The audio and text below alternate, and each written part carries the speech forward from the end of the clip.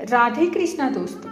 तो चलिए हम आज की कहानी को शुरू करते हैं। हमारी आज की कहानी काल से कौन जीत पाया है। मानव जीवन में समय, परिस्थिति और स्थान बड़ी भूमिका अदा करते हैं। कई बार जो कुछ भी घटित होता है उसी के अनुरूप परिस्थितियां बनती चली जाती हैं। कलयुग में एक ही चक्रवर्ती सम्राट हुए, राजा विक्रमादित्य, जिनके नाम से ही संपूर्ण भारतवर्ष में विक्रम संवत की शुरुआत हुई। विक्रमादित्य एक बहुत ही पराक्रमी, विद्वान, प्रजापालक तथा परोपकारी राजा थे। राजा विक्रमादित्य अपनी प्रजा को अपने पुत्र के समान प्यार करते थे तथा रात्रि के समय में बेरूप बदलकर प्रजा के हालात जानने के लिए तथा कुशलता जानने के लिए नगर का भ्रमण करते थे। एक बार राजा विक्रमादित्य रूप बदलकर देर रात्रि नगर में भ्रमण के लिए निकले। भ्रमण करते करते अमृत वेला का समय हो गया। उनके पैर फटने लगे। भोर की इस समय राजा विक्रमादित्य नगर की परिक्रमा वाले मार्ग से गुजर रहे थे। मार्ग के दूसरी तरफ घना जंगल आरंभ हो जाता है। एकाएक राजा देखते हैं कि एक लकड़हारा कंधे पर कुल्हाड़ी लिए हुए जंगल में जा रहा है लकड़ी काटने के लिए। एक ऊंचे वृक्ष पर चढ़ गया है और उसी समय राजा विक्रमादित्य ने देखा कि एक भयानक भालू उसी वृक्ष की तरफ दौड़ा चला आ रहा है और उसी वृक्ष पर चढ़ने लगता है। वृक्ष पर भालू को चढ़ता देख राजा को बड़ा ही आश्चर्य होता है, क्योंकि भालू तो वृक्ष पर कभी चढ़ ही नहीं सकता। उस समय नौजवान लकड़हारे ने जब भालू को अपनी ओर आते देखा तो उसके हाथ और पांव फूल गए। भय के कारण उसके हाथ से वृक्ष की टहनी छूट गई और वहां धरती पर जा गिरा और वह मृत्यु को प्राप्त हुआ। तब भालू पेड़ से नीचे उतरा और राजा के देखते ही देखते उसने एक सुंदर लड़की का रूप धारण कर लिया और जंगल के समीप जाकर एक कुएं की मुंडेर पर बैठ गई। राजा दूर खड़े होकर यह सभी नज़ारा देख रहे थे और सोच रहे थे कि यह लड़की बना हुआ भालू अब क्या करेगा। थोड़ी ही देर में राजा के दो सिपाही जो रात्रि गश्त पर थे उधर आ गए। इत्तेफाक से दोनों सिपाही सगे भाई थे। इनमें से छोटे भाई की नज़र बैठे हुई सुंदर लड़की पर पड़ी तो वहाँ बड़े भाई से बोला कि कितनी सुंदर लड़की है, मैं इसी से विवाह करूँगा। बड़ा भाई बोला, बड़े भाई के होते हुए छोटा भाई कैसे विवाह कर सकता है? बड़ा होने के नाते सबसे पहले विवाह मैं करूँगा। तब छोटा भाई बोला, इससे पहले मैंने देखा है, इसीलिए इससे विवाह तो मैं ही कर लूँगा। तब बड़ा भाई बोला कि हम तो व्यर्थ ही झगड़ रहे हैं, क्यों ना हम इस लड़की से ही पूछ लें। यह हम दोनों में से जिसे पसंद करेगी वह इस लड़की से विवाह कर लेगा। इस प्रकार दोनों भाई आपस में निर्णय करके लड़की के पास पहुँचे। बड़े भाई ने उस लड़की से प्रश्न किया, हे सुंदरी, आप कौन हो और यहाँ क्या कर रही हो? वह लड़की बोली, मैं पास ही के एक गांव में रहती हूँ और अपने पति की तलाश में निकली हूँ। छोटा भाई बोला, तुम्हारा पति कहाँ है? तुम चाहो तो उसे ढूंढने में हम तुम्हारी मदद कर सकते हैं। तब वह लड़की बोली, अभी तो मैं कुमारी हूँ और किसी योग्य वर की तलाश में निकली हूँ। तब छोटा भाई बोला, हम दोनों भाई भी अभी कुंवारे हैं, यदि तुम चाहो तो हम में से किसी एक से विवाह कर सकती हो। लड़की बोली, मैं तुम दोनों में से एक से विवाह कर लूँगी, परंतु मेरी एक शर्त है। दोनों भाई बोले, क्या शर्त है तुम्हारी? लड़की बोली, तुम दोनों ने में से जो भी अधिक बहादुर होगा मैं उसी से विवाह करूंगी। इतना सुनते ही दोनों भाई स्वयं को एक दूसरे से श्रेष्ठ सिद्ध करने की इच्छा रखते हुए आपस में युद्ध लड़ने लगे। दोनों भाइयों ने अपनी अपनी तलवारें निकाली और एक दूसरे के पेट में आर पार कर दी और तड़प तड़प कर दोनों भाइयों की जान चली गई। तब वहाँ दोनों भाइयों पर जोर जोर से हंसी और उठकर एक दूसरी दिशा की तरफ चल पड़ी। विक्रमादित्य सोचने लगे कि यह लड़की एक छलावा है, अब क्या करेगी। ऐसा सोचते सोचते राजा विक्रमादित्य भी उस लड़की से थोड़ी दूरी रखते हुए उसके पीछे चलने लगे। अब सुबह का समय हो चुका था और सूरज भगवान भी अपना पूर्ण रूप लेकर प्रकट हो चुके थे, लेकिन राजा विक्रमादित्य एक भालू के वृक्ष पर चढ़ने और फिर एक सुंदर लड़की का रूप धारण करने की विचित्र घटना को अपनी आंखों से देखकर सुध-बुध खो बैठे थे। अब उन्हें राजपाट, भूख प्यास के बारे में कुछ भी ध्यान न रहता। उनमें केवल एक रहस्यमयी सुंदर लड़की के विषय में जानने की जिज्ञासा थी। अतः राजा विक्रमादित्य उस लड़की से उचित दूरी बनाकर पीछा करने लगे और पीछा करते करते लगभग 200 कदम आगे चलने के बाद राजा विक्रमादित्य के विस्मय की सीमा न रही, क्योंकि राजा विक्रमादित्य ने उस लड़की को भालू से एक सुंदर लड़की का रूप धारण करते हुए देखा था। लेकिन वह लड़की अब एकाएक एक जहरीले नाग का रूप धारण कर चुकी थी। वहाँ जहरीला नाग अब बड़ी ही तेजी से आगे बढ़ने लगा। कुछ दूर आगे एक नदी के पास पहुँचे और राजा के देखते ही देखते वह नाग उस नदी में कूद पड़ा। नदी में एक नाव चल रही थी जिसमें 30 से 35 लोग सवार थे। अब वहाँ जहरीला नाग उस नाव की तरफ बढ़ने लगा। सम्राट विक्रमादित्य किनारे पर खड़े होकर यहाँ सब नज़ारा देख रहे थे। देखते ही देखते वहाँ जहरीला नाग उस नाव में कूद पड़ा। जैसे ही नाव में बैठे सभी लोगों ने उस नाग को देखा, नाव में भगदड़ मच गई और सभी लोग अपनी जान बचाने के लिए पानी में कूद पड़े। जो लोग तैरना जानते थे उन सभी लोगों ने तैरकर अपनी जान बचा ली और नदी के बाहर निकल गए, लेकिन जो लोग तैरना नहीं जानते थे वे लोग पानी में डूबकर मर गए। सांप वहाँ नदी से बाहर निकला और नदी के किनारे किनारे आगे बढ़ने लगा। सम्राट विक्रमादित्य भी उसके पीछे पीछे आगे बढ़ने लगे।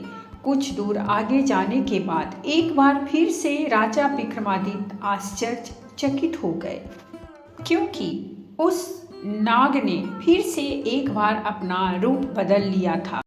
अब उस नाग ने एक ब्राह्मण का रूप धारण कर लिया था। राजा विक्रमादित्य ने सोचा कि इस रहस्यमयी प्राणी के विषय में जानकारी लेने का अब उचित अवसर है, क्योंकि अब यहाँ एक निर्बल वृद्ध ब्राह्मण के रूप में है। इसके बारे में सुगमता से पूछा जा सकता है। यह सोचकर राजा विक्रमादित्य उस ब्राह्मण की तरफ बढ़ने लगे। अब राजा विक्रमादित्य बड़े ही तेजी के साथ चलते चलते उस वृद्ध ब्राह्मण पास पहुंच गए और उसे हाथ जोड़कर प्रणाम किया। वृद्ध ब्राह्मण ने भी हाथ उठाकर अभिवादन स्वीकार किया। राजा विक्रमादित्य ने उस वृद्ध ब्राह्मण से प्रश्न किया, आप कौन हैं? तो वह ब्राह्मण बोला, तुम्हें दिखाई नहीं देता?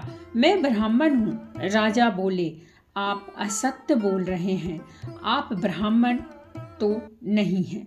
वह बोला, तो तुम ही बता दो मैं कौन हूँ? राजा बोले, तुम वह नहीं हो जो नजर आ रहे हो।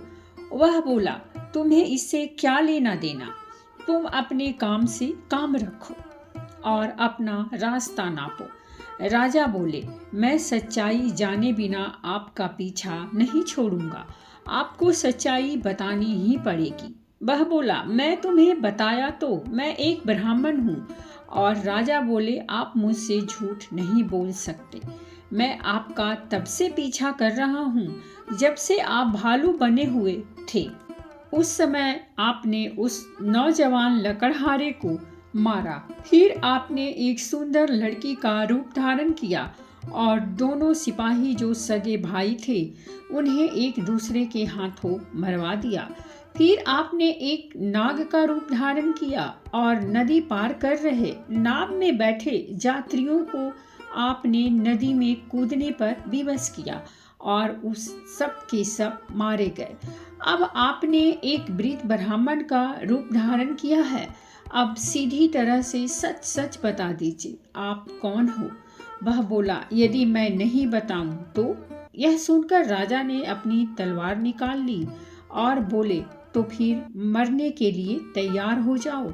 तुम जानते नहीं, यह राजा विक्रमादित्य की नगरी है और मैं राजा का वफादार नौकर हूँ।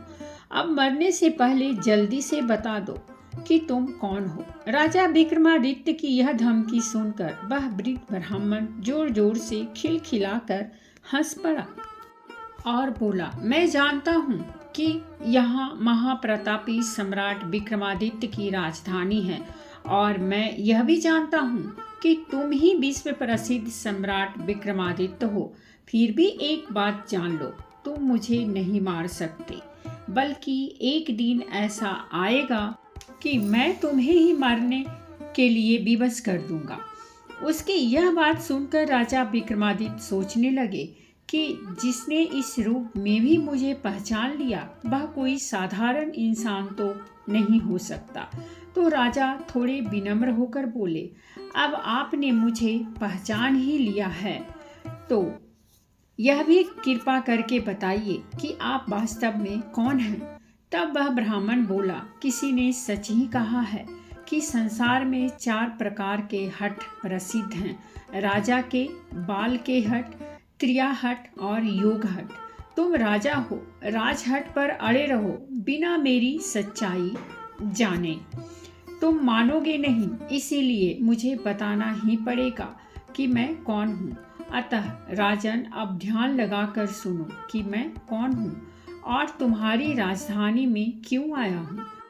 अब उस ब्राह्मण ने बताना शुरू किया, हे राजन, मैं तुम्हें बताता हूँ कि मैं कौन हूँ। जो भी मैं बताऊंगा एक एक शब्द ध्यान लगाकर सुनना। मेरा नाम काल है। तुम जानते हो कि इस संसार में जितने भी प्राणी जन्म लेते हैं उनकी मृत्यु निश्चित है। इसीलिए इस भूमि को मृत्यु लोक भी कहा जाता है। जब प्राणी माता के गर्भ में आता है, उसके संपूर्ण अंग बनने के बाद उसमें आत्मा प्रवेश करती है, अर्थात वह सजीव हो जाता है।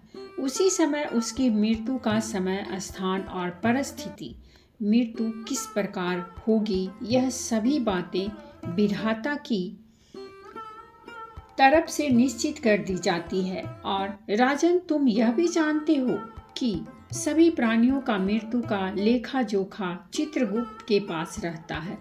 जब किसी प्राणी की मृत्यु का समय आ जाता है तो वहाँ धर्मराज को सूचित करते हैं।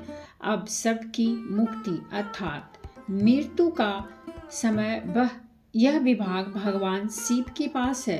अतः धर्मराज उस प्राणी को मृत्यु प्रदान करने की आज्ञा भगवान शिव से मांगते हैं।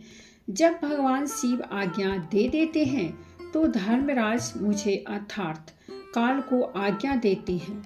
तब मैं मृत्यु लोक अथवा पृथ्वी पर आता हूँ। मुझे यह पता होता है कि किस प्राणी की किस समय किस स्थान पर और किस स्थिति में मृत्यु होगी। मैं उन प्राणी को निश्चित समय पर लेकर जाता हूँ अथवा पहुँचा देता हूँ जहाँ उसकी मृत्यु लिखी हुई है अथवा निश्चित है, और किस प्रकार से उसकी मृत्यु लिखी गई है मैं उस स्थान पर वैसे ही परिस्थितियाँ अथवा हालात बना देता हूँ। उस लकड़हारे को मैंने नहीं मारा। राजा विक्रमादित्य बोले, तुम फिर झूठ बोल रहे हो। मैंने स्वयं अपनी आंखों से देखा है कि उस लकड़हारे की मृत्यु का कारण तुम ही थे। वृद्ध ब्राह्मण बोला, बेशक कारण मैं बना था, लेकिन सांसारिक लोग तो यही समझते हैं कि लकड़हारे की मृत्यु वृक्ष से गिरकर रक्षिका टहनी टूटने के कारण हुई और फिर मुझे तो मृत्युदेव धर्मराज के आदेश का पालन करना ही पड़ता है। उसकी मृत्यु वृक्ष से गिरने के कारण लिखी गई थी, इसीलिए मैंने भालू बनकर वैसे ही परिस्थितियां व हालात पैदा कर दिए। नहीं तो जरा सोचो, यदि असली भालू होता तो क्या कभी पेड़ पर चढ़ता? कदापि नहीं। परंतु वहाँ तो मैं था और मेरे लिए कुछ भी असंभव नहीं है। अगर उन सिपाहियों की बात करें तो उनको भी मैंने ही मारा। उनकी मृत्यु एक दूसरे के हाथों लिखी थी, अतः उनके लिए मुझे एक सुंदर लड़की बनना पड़ा।